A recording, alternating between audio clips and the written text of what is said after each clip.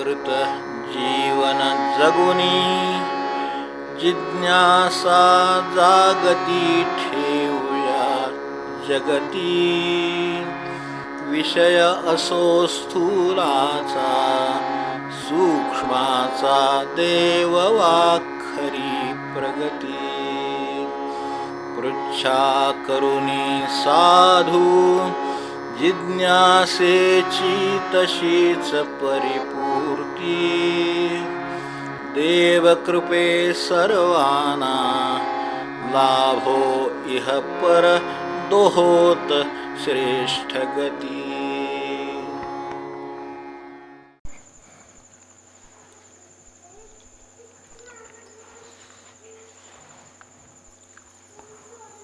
मूकं करोति वाचालं पङ्गुं लङ्घयते गिरिं यत्कृपातमहं वन्दे परमानन्दमाधवं सद्गुरुनाथ महाराज की जय.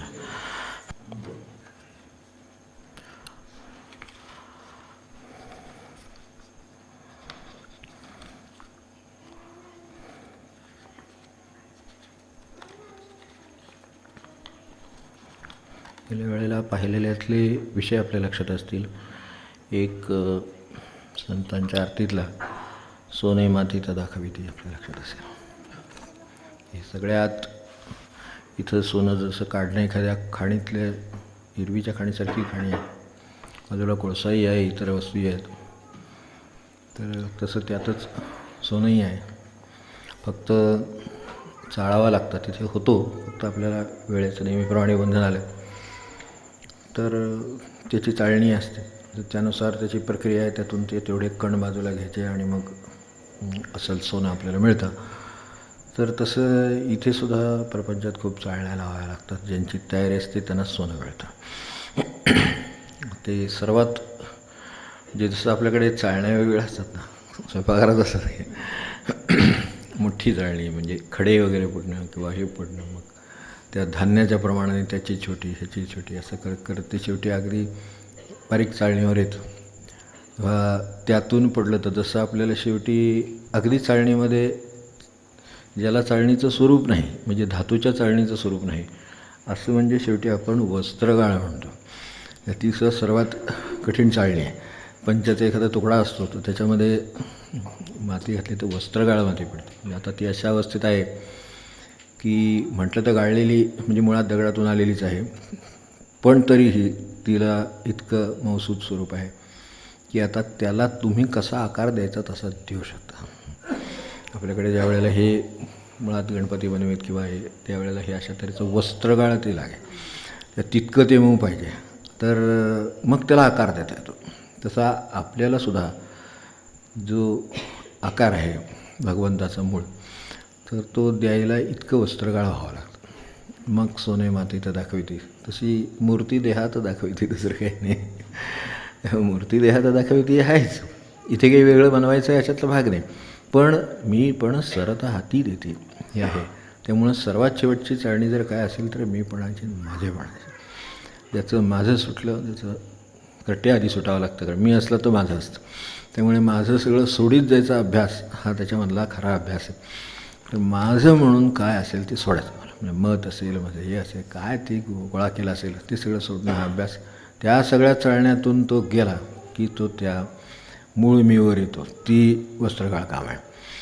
तो ही गाळला गेला की आता काय, मग आता त्याला काय होतं, त्याला आकार वेगळा द्यावा लागत नाही, दिलेला आकार त्याला कळतो की आपल्यामध्ये हे देवत्व खरंच आहे. पहिल्यांदा हे वस्त्रगाळ आणि खडे घेतले तर हे काही नातं जमेल असं वाटत नाही. तसंच आपलं आणि भगवंताचं किंवा अपेक्षित साधनेनंतरच्या अवस्थेचं ते जे काय आहे ते नातं जमेल असं वाटत नाही, पण ते अनुभवाने हळूहळू तिथे यायला होतं. फक्त आता एक या सगळ्यातून जावं लागतं. जाताना सातत्य लागतं, निष्ठा लागते, ते सगळं लागतं. ते लागलं की त्याच्यानंतर शेवट मात्र तुम्ही जिथे येता त्यावेळेला तुमच्या लक्षात यायला असतं की आता आपलं काही नाही, आता जो काय आहे ते त्यांचं आहे. प्रपंच त्यांचा आहे, त्याच्याच योजना त्यांच्या आहेत, त्यांना कुठे न्यायचं ते त्यांचं आहे, त्यांचं सगळं ठरलेलं आहे. फक्त इतके दिवस मला त्याची जाणीव नव्हती.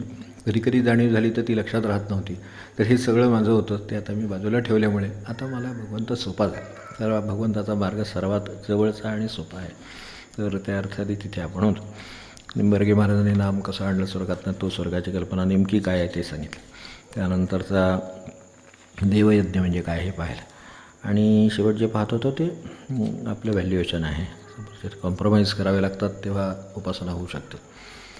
उपासना ही कॉम्प्रोमाइजशिवाय होणारच नाही. प्रपंचाशी कॉम्प्रोमाइज काहीतरी केल्याशिवाय, कसल्या तरी कामाशी, कसल्या तरी वेळाशी, कसल्या तरी प्रसंगांशी कॉम्प्रोमाइज केल्याशिवाय होणार कशी होईल. जर सगळा प्रपंच आपण आता करतोच आहोत मनापासून, तर तसा जर मनापासून करायचं ठरवलेलं असेल तर त्याला पहाटे 5ला उठलं तरी त्याला रात्री 11पर्यंत वेळ सापडणार नाही. कारण व्यापलेलाच आहे सगळा. आणि तो कसं आहे ते वाढत जाणार आहे. त्यामुळे तो कामात काम असं ते वाढत जातं. मग जे 4 गोष्टी टाकलेल्या ठरवलेल्या असतात करायच्या, त्यात जशी हाताबरोबर 5वी होईल, हाताबरोबर 6वी होईल, मग कधी आठवणं ते आज अमका एका दिवस हो त्याचं ते करायचं राहिलं, मग त्याची भाजी, मग ते असं तसं ते वाढत जातं. मग ते तिथे वाढण्याची त्याच्यात स्वतःचीच, कारण संसार तो सुरूसरत तो सारखा वाढतच राहतो आहे. तर त्यामुळे त्याला संसार म्हणलेलं आहे. त्यामुळं ते वाढतच राहणार. आता थांबायचं कुठून काय करायचं ते आपणच ठरवायचं आहे. तर तसं आपण ठरवतो, नाही असं नाही, पण ते वाचनाला प्रवचनाला आज 100 वेळा पुरे, आज 100 वेळा रोजच्या आहेत, पण तरीसुद्धा आता 50 झाल्या.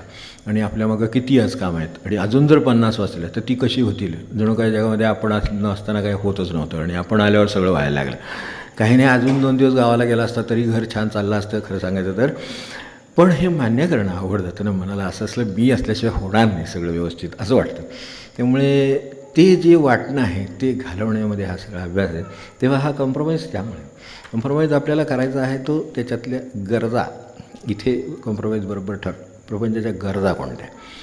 तर गरज आणि हौस यामध्ये एक अशी थिन लाईन आहे. काहींना ती हौस म्हणजे गरज वाटते, तर त्याला ती बरोबर दुरुस्त करणं हे त्यातलं खरं कॉम्प्रोमाइज आहे. ही माझी खरोखर गरज आहे का माझ्या हौसेनं मी करतो आहे. मला गरजेचं आहे म्हणून माझा नसे प्रकार करणं चाललं आहे का मला गरज आहे म्हणून प्रकार करणं चाललं आहे, हे ठरवणं आणि त्यावर एकमत होणं बाहेरचं सोडून द्या. ते कधी होणार नाही. घरातसुद्धा 2 असली तरी एक होण्याची शक्यता नाही. कारण प्रत्येकाला पुन्हा ते वेगवेगळं वाटणार संस्कारानुसार. तर ते कॉम्प्रोमाइजेस आहेत ते असे आहेत की मला हे जरुरीचंच आहे. अन्नाशिवाय तर मनुष्य राहू शकणार नाही, पाण्याशिवाय राहू शकणार नाही, स्टोअर त्याचं केल्याशिवाय राहू शकणार नाही, कपड्या लत्त्याशिवाय राहू शकणार नाही. हे सगळ्या मूलभूत गोष्टी आहेत. याबद्दल काही म्हणायचं नाही. काही संबंध असतात ते पुरे केल्याशिवाय माणसाला राहता येत नाही. प्रारब्ध असतं ते टळत नाही, त्याच्याशिवाय राहता येत नाही. पण ते झाल्यानंतर घोटाळण्याचं काम साधक मनुष्य करीत नाही. साधक मनुष्य नेहमी काम झालं की तिथून हललेला असतो. आणि साधकाचं खरं लक्षण हे की काम झाल्यावर तो तिथून शरीराने जातोच पण मनाने पण जातो. ते ज्याला जमलं त्याला खरा त्यातला जे काही मर्म आहे ते जमलं की मनानं घोटाळत नाही. म्हणून इथे बसूनसुद्धा बाहेर मनानं घोटाळत असू शकतो. तर तिथं तर प्रत्यक्ष निघूनही जायचं आणि त्यात घोटाळतही राहायचं नाही आहे. हे ज्याला जमलं त्याला जमलं, चित्त मोकळं झालं. त्यामुळे त्या अर्थाने मग आपल्याला वेळ नक्की आहे. वेळाची काही काळजी करायचं कारण नाही. ते कॉम्प्रोमाइजवर सांगत होतो म्हणून शेवटच्या 2-3 गोष्टी राहिल्या. आता आज 1-2-3 बघू, पुढे जाऊ. जे तेवढेच राहिले ते संपूया. संत चरित्रात अनेक संदर्भ असे आहेत की पशु, वाघ आहेत, उदाहरणार्थ नाग आहेत, घोडा आहेत, कावळे आहेत, गाय आहेत, चिमण्या आहेत, या संतांच्या आज्ञेत वागतात किंवा त्यांच्यातलं देवत्व त्यांना जाणवतं, निर्भयता जाणवते. तेव्हा पशूंना अगदी वेगळी जाणीव या स्वरूपाची काही आहे का. बरोबर प्रश्न म्हटलं आहे. 2-3 प्रश्न महत्त्वाचे आहेत. तर आपण लक्षात ठेवावं की काय झाले, दुर्दैवानं खरं सांगायचं तर माणसाच्या ठिकाणी स्थावर पैसा काय प्रतिष्ठा काय त्याला मानमान्यता काय, तर म्हणजे त्याला कृष्णमूर्ती एका शब्दात रेकग्निशन म्हणतात. तर तशा तऱ्हेची रेकग्निशन, तर ती जी काय आहे ती वेगवेगळ्या ह्या प्रकाराने मिळते असं माणसाला वाटतं. तर ती तो मिळवायच्या प्रयत्नात असतो. त्या पोटी त्याला त्याच्या व्यवहारांना ढोबळपणा आणि ती दिशा लागते. सगळे पैसा प्रतिष्ठेची सगळ्यांची त्याची दिशा लागते त्याच्या जीवनाला. त्यामुळं काय होतं की सूक्ष्मता जाते मनाची.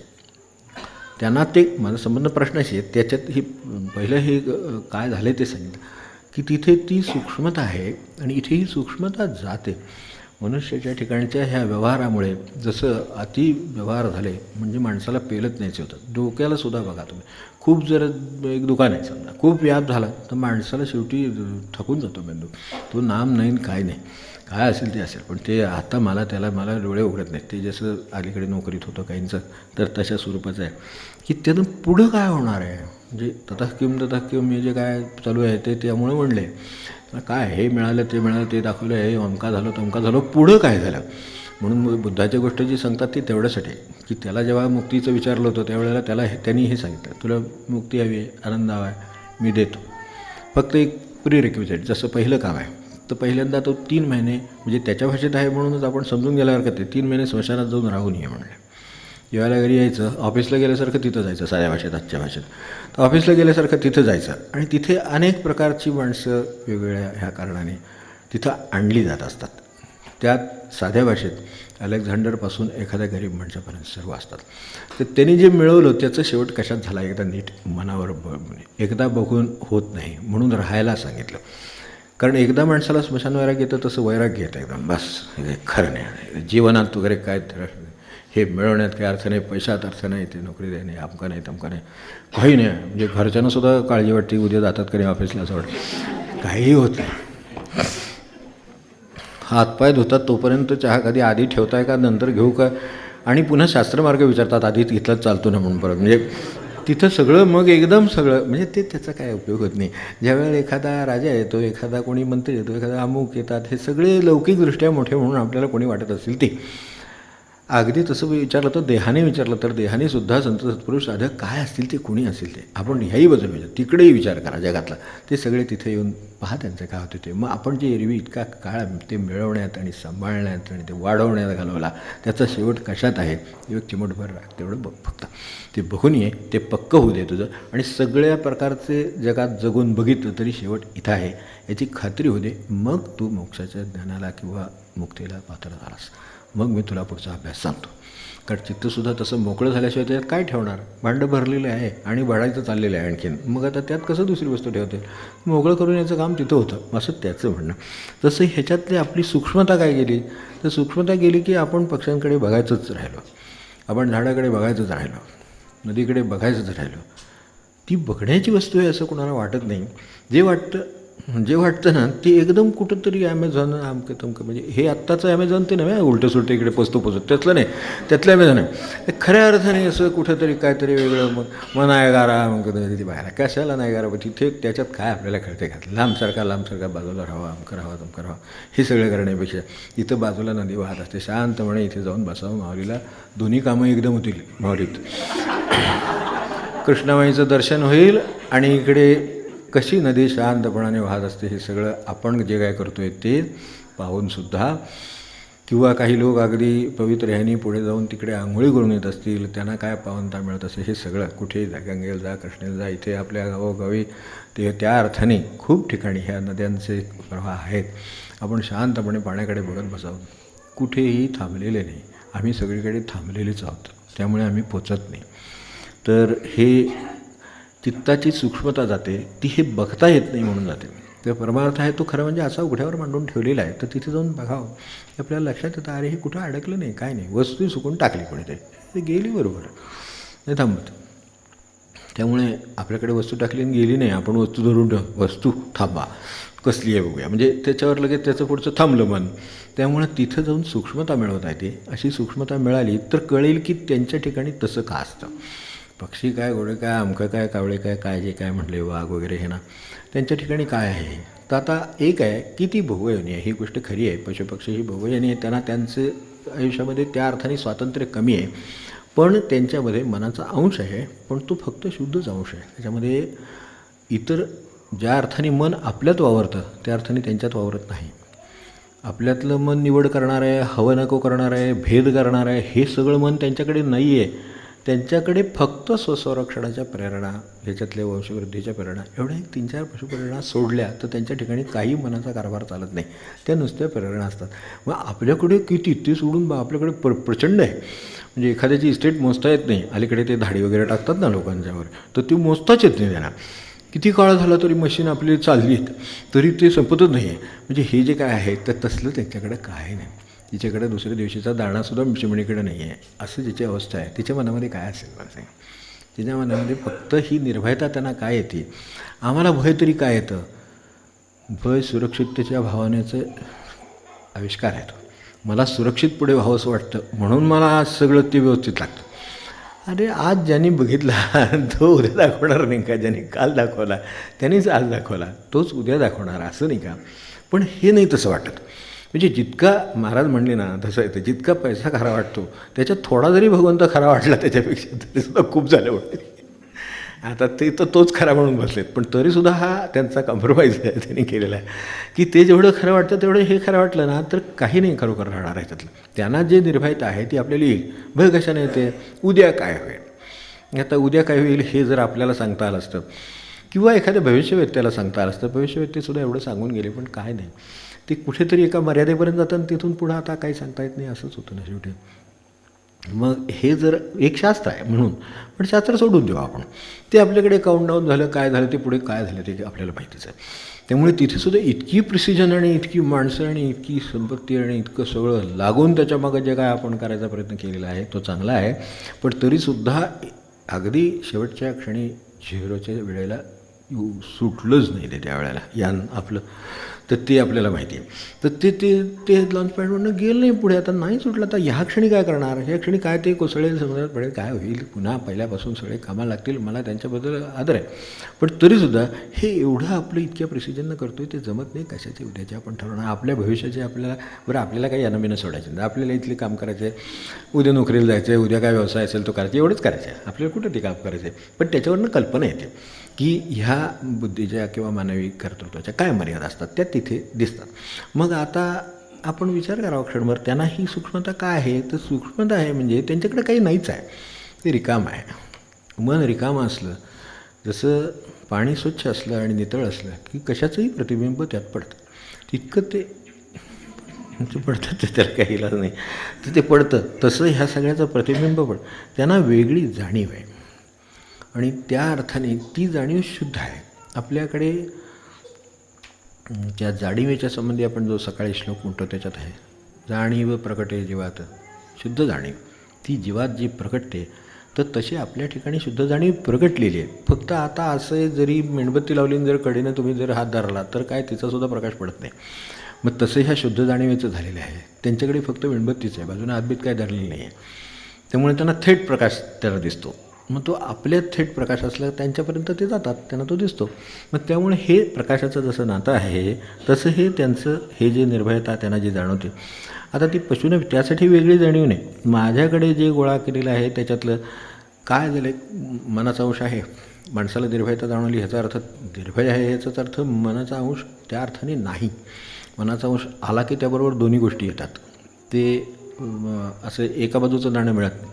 तर त्याच्याबरोबर जसा काटाचा छापा आहे तसं एका बाजूला भगवंत मिळतो आणि दुसऱ्या बाजूला माया मिळते. हे आपलं मन असं आहे.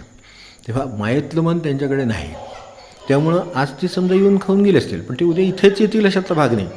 माकड आता इथे वावरतात, इथे वानरं कितीतरी वानर वावरतात, पण ते वावरतात ते काय पाला मिळाला काय मिळालं काय ते खातात नाही. त्यानंतर 4 दिवस ते आपल्याला दिसत नाहीत. ते काय 4 दिवसाचा उपास असतो का त्यांचा. ते त्यात अडकलेले नसतात. एवढंच. आत्ता पोट भरलं ते निघाले. आता तिथून पुढे जाता जाता कुठे काय दिसेल, पाला दिसला, कुठं काय दिसलं, हिरवं दिसलं तिथं खाल्लं ते गेले. त्यांना पिकवण्याची क्षमता नाही म्हणून भगवंतांनी हा मार्ग दिलेला आहे. तर ते त्यांच्याकडे, त्यामुळे त्याचं मन नाही, हे साठवणारं मन त्यांच्याकडे नाही. माया साठवायला बघते, संचय करायला बघते, द्वेष करायला बघते, सगळं करायला बघते. ते हे सगळ्यांनी ते उरलेलं मायेतलं मन त्यांच्याकडे नाही एवढं लक्षात ठेवलं तरी चालेल. भगवंताचं मन जे लागतं ते त्यांच्याकडे आहे. त्यामुळं त्यांना भगवंत लवकर प्रतीत होतो. आता शेवटी जितका खाली गेलेला आहे तितका त्याला वर खेचण्यासाठी लागणारी शक्ती पण दिलेली आहे. पण भगवंताला प्रत्येक जडचेतनाचा उद्धार व्हावा असं वाटतं. तसं त्याच्यातला आता कसा उद्धार होणार, तर त्याच्यासाठी त्याला ते शुद्ध मन दिलेलं आहे. त्याने ते त्यांचं काम करू शकतात. कधीही त्या अर्थाने हे ज्यांना आपल्याला वाटतं की हे आपल्या अंगावर येतील. आता उदाहरणार्थ वानर आले, समजा हे आले, वस्तू पाडतील, हे करतील, काय त्याच्या आता शेवटी तितपतच क्षमता आहे. त्यांच्याकडे जे दिलेलं आहे ते पाला खातात. आम्ही पाला खाऊन राहावं नाही एवढा म्हणजे अवघड आहे. मग ते पाला खायच्याऐवजी एखाद दिवशी शेंगदाणे मिळाले तर आम्हाला दर किती सण आमचे हो की नाही. तर त्यामुळे त्याच्यावर नाही आपण सण नाही लागत, उपास सुद्धा चालतं. तर त्याला ते सुद्धा तसलं काही त्यांच्याकडे नाही आहे. त्यांना हिरवा पाला चालतो ते खातात. तर ते हिरवा पाला खातात म्हणजे काय, त्यांच्याकडे त्या अर्थाने ते निर्भय आहेत. त्यांना जे दिसतं आहे ह्याच्यातलं हिरवा पाला त्यांना चालतो तेवढा ते खातात. ते उगाच त्यात अडकत पण नाहीत, ते निघून जातात लगेच देऊन. तसं आपल्याला स्वयंपाकर सोडलं तरी स्वयंपाकाला डोक्यातनं सुटत नाही. तर त्याच्यावरनं कल्पना करावी की त्यांच्याकडे चित्त कोणतं असतं, मन कोणतं असतं. आणि तसं हे मन असेल तर माणसाला या अर्थाने थांबायला होणार नाही.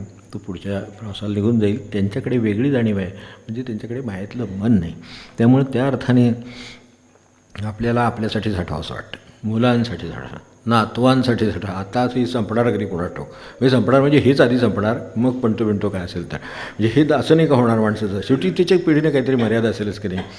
तर ते हे सगळं होतं आपल्याकडे. प्रपंचात सोन्याचं ते काय म्हणतात उधळतात, ते उधळतात, पण ती बाकीची सगळी उधळतात आणि त्यावेळेला उधळतात. असं हे म्हणजे भयंकर मोठं करत होतो आहे नाही का. किती काळ लागतो ह्या गोष्टींना. पण तो काळ काढला, त्याला सोनं जन्माला दिलेलं आहे. त्यांनी जर जपून ठेवलं किंवा आपण जर ती जाणीव ठेवली, मायेतल्या मनाला हटवत राहिलं तर आपल्याला सोने मातेचं दाखवते इथूनच दाखवतील. ह्या लोकांना 12व्या वर्षी आणि 15व्या वर्षी बुद्धी होती म्हणजे काय, अशी कशी बुद्धी होते. आपल्याला काय बुद्धी नाही आहे का मला सांगा. इतकी आपण 35, 40, 50 काय वर्ष जगलो, 70 वर्ष जगलो तरी बुद्धी होत नाही. माणसं कित्येक सांगणारे भेटतात. म्हणजे जाणीवामध्ये फरक आहे, तो मायेतल्या मनामुळे झालेला आहे. ते मायेतलं मन त्यांच्याकडे नाही. त्यामुळे त्यांना त्या अर्थाने बघा तुम्ही नेहमी की त्यांच्याकडे बघितलं ही वेगळी जाणीव आहे का वगैरे. त्यांना एक माहिती आहे की जे आपल्याला अजून शिकावं लागतं, की सगळं जग हे आतून सगळं जोडलेलं आहे. ही जोडलेल्याची जाणीव त्यांना आहे. म्हणून आपली कुठलीही परवानगी न मागता, आपल्याला नमस्कार न करता ते सरळ त्या हिरव्या पाल्याच्या झाडावर जाऊन बसतात जिथं मोहर लागला, पालवी फुटली तर ते जाऊन खाऊन येतं. आता ते खाऊन येतं ह्याचा अर्थ ती स्वार्थी आहे, त्याला स्वतःच्या पोटाच्याकडे जे म्हणणं आपल्याला त्याच्यापेक्षा कितीतरी पट काळजी आहे. तर ते त्यांना तसं नसतं, कारण हे सगळं जोडलेलं आहे. त्यांना तिथं जाऊन पाला मिळणार तो त्यांच्यासाठीच आहे अशी त्यांची समजूत आहे. आणि ती बरोबर आहे, तो त्यांच्यासाठीच आहे खरं सांगायचं तर. त्यांना जर उगवून आणता येत असं त्याने शेती केली नसती का, मग हे आपण याच्यावर न ओळखावं. बरं आपण शेती करून काय केलं ते आपल्याला माहितीच आहे. मग आता हे सगळं जर आहे, मग आम्ही ते अडत दुकान, मग बाजार, मग त्याच्यामध्ये येईन ते मार्जिन, ह्याचं मार्जिन, त्याचं मार्जिन, हे सगळं आमचं मायातल्या मनाचे कारभार आहेत. मग असे केल्यानंतर अशी जाणीव कशी होणार. पण त्यांना ते तो कार्यक्रम नाही आहे. ते त्याचा फाला काढून ठेवला, बाबा एक 4 दिवस पुरू दे, मग पाण्यात ठेवू, अमुक करू, मग ओला राहील, मग ती हे होईल, पाण्यात ते ठेवतात ना झाडाचे पाण्यात तसं, व फुलंसुद्धा तसलं. त्यांच्यात काय करते, उद्याचं फुलं जर घालायचं असेल देवाला तर उद्या घालू, तसं नाही, ते ठेवून देऊ, ते राहील. म्हणून ती ब्रह्मकमळ म्हणून जे आहे ते कमळ एक वेळ ठेवू शकाल, पण ब्रह्मकमळ ठेवता येत नाही.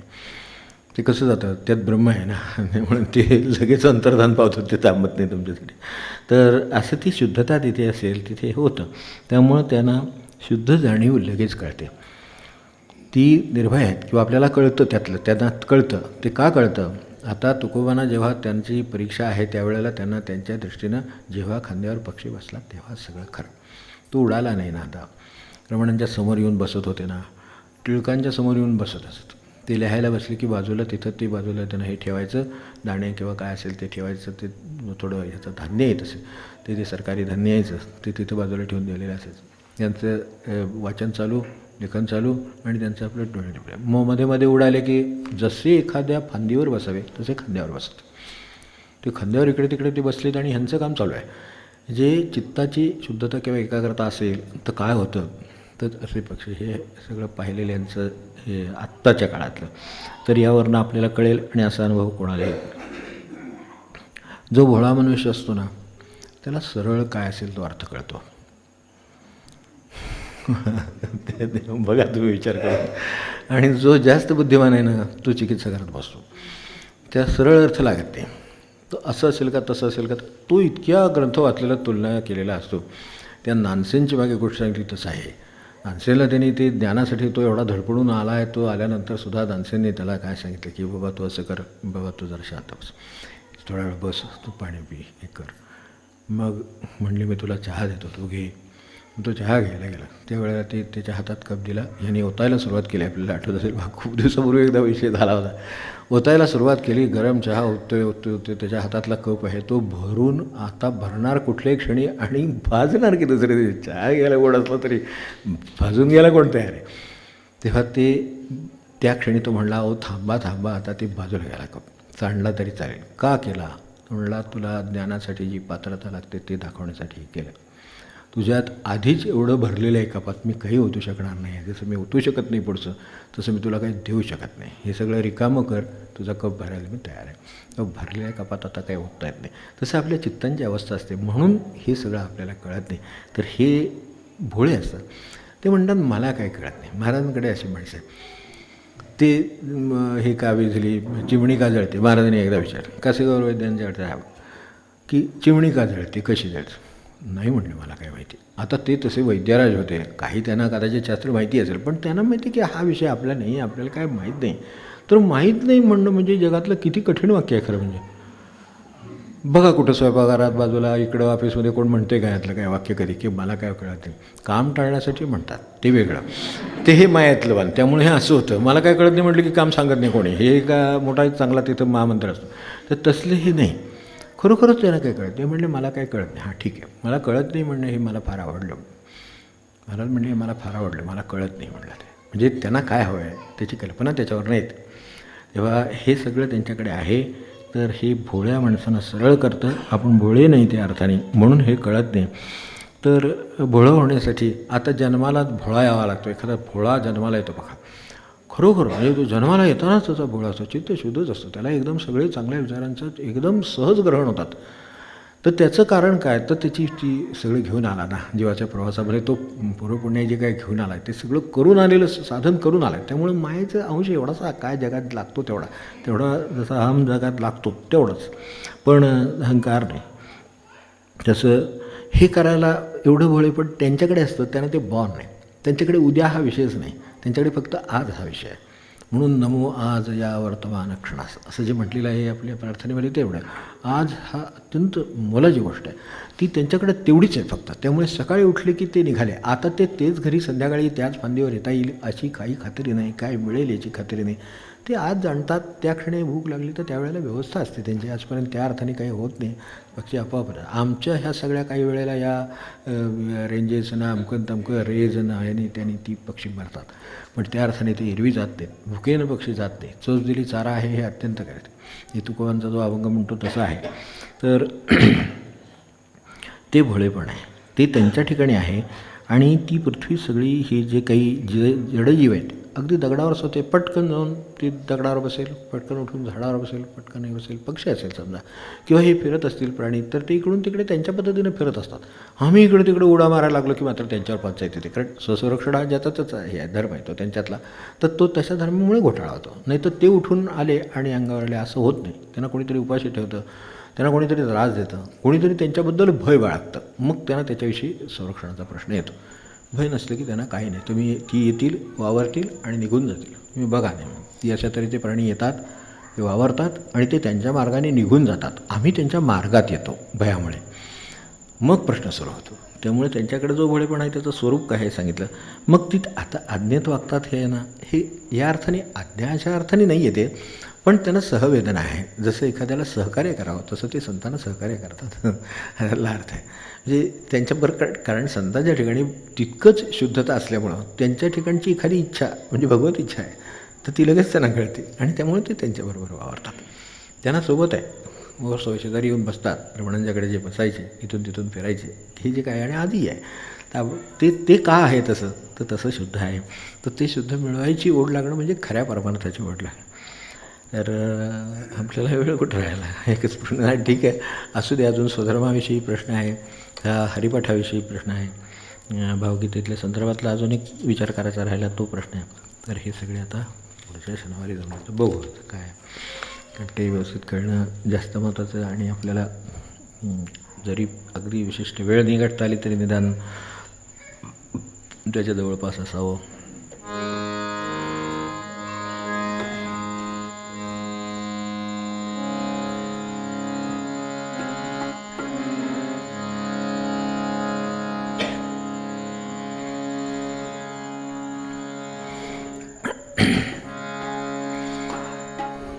जसं गुणांचा समुच्चय म्हणजे देव, तसं हे सर्वात शुद्ध वस्तू काय, जसं इकडे जसं सोनं शुद्ध म्हणून त्याला एवढी किंमत का आहे, तसं इकडचं सर्वात शुद्ध म्हणजे देव.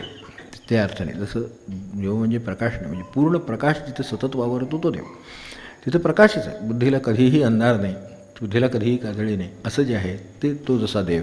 तसं ज्या बाजूने बघेल तसा तसा अर्थ त्याचा. आपण ते लोलकासारखा आहे, जिकडून बघेल तिकडून त्याचा प्रकाश दिसतो, जिकडून बघेल तिथं हिऱ्याचे पैलू दिसतो. तसं देवाचे हे पैलू आहेत. म्हणजे हे कशावरनं आठवलं, संतांची आरती म्हणायची नंतर त्यासाठी आठवलं की देव जागा करीती चित्ती, म्हणजे आहेच तो.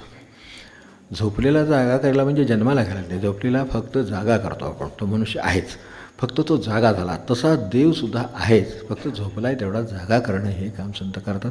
आणि त्यांना जे साथ देतात ते पुढे जातात.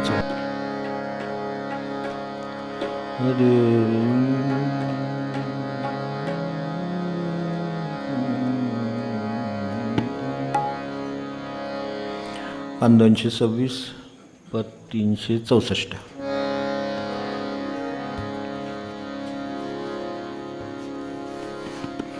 विटेवरी ज्याची पाऊले समान, विटेवरी ज्याची पाऊले समान, तोची दानशूरदाता, तोची दानशूरदाता. विटेवरी ज्याची पाऊले समान, विटेवरी ज्याची पाऊले समान, सेवितो रस तो वाटितो आणि का, सेवितो रस तो वाटितो आणि का. घ्या रे होऊन का रान भरी, रान भरी, घ्या रे होऊन का रान भरी. विटेवरी ज्याची पाऊले समान, विटेवरी ज्याची पाऊले समान. मनाचे संकल्प पावविल सिद्धी, मनाचे संकल्प पावविल सिद्धी. जरी राहे बुद्धी याचे पायी, याचे पायी, जरी राहे बुद्धी याचे पायी. विटेवरी ज्याची पाऊले समान, विटेवरी ज्याची पाऊले समान. तुका म्हणे मद धाडिले निरोपा, तुका म्हणे मद धाडिले निरोपा. मार्ग हा सोपा सुखरूप, सुखरूप, मार्ग हा सोपा सुखरूप. विटेवरी ज्याची पाऊले समान, विटेवरी ज्याची पाऊले समान. तोची दानशूरदाता, तोची दानशूरदाता. विटेवरी ज्याची पाऊले समान, विटेवरी ज्याची पाऊले समान.